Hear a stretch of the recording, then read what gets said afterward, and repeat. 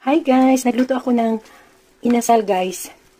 Mga inasal. Ay, this is my own version.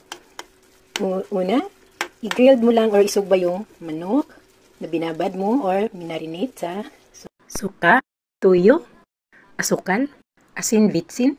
At pagkatapos, yung sauce niya, dito mo ibuhos sa kanyang pinaglutuan.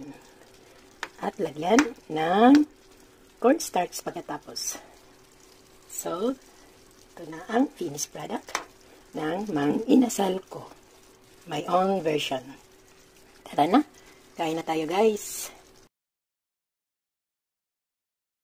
Hi guys, nagluto ako ng inasal guys.